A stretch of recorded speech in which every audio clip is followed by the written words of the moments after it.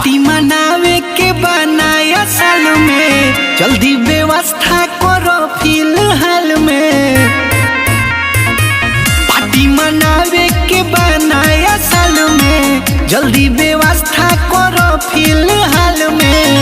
लेके आवो पलटा कराही, काटल प्याज खड़ा लहसुन डलाई, आज मुर्गा भुजाई। ए भाई पी के ना चल जाई, ए भाई आज मुर्गा भुजाई। मुर्गा भुजाई, मुर्गा भुजाई। रिकॉर्डिंग स्टूडियो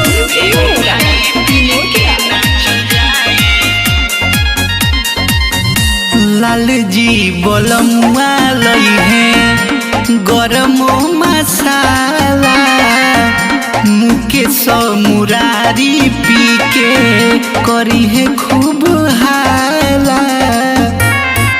मंगल सागर जी गोईठा लियई है, दोनों घरे से लिट्टी पकाई है। न्यू ईयर में बियर खोलाई, कटल प्याज खड़ा लहसुन डलाई, भाई मुर्गा भुजाई। ए भाई पी के ना चल जाई, ए भाई आज मुर्गा भुजाई।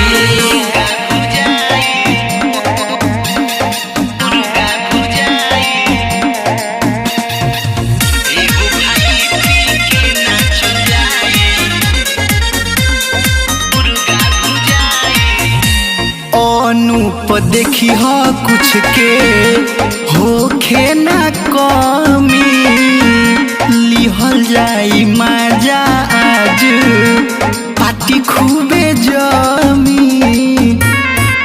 दियस धीरज जी अइले दीपक हो, केहू ना बोली बिगाड़ कुबक हो। सब लोग मिल के खाइल जाई, कटी प्याज खड़ा लहसुन डलाई, आज मुर्गा भुजाई। ए भाई पी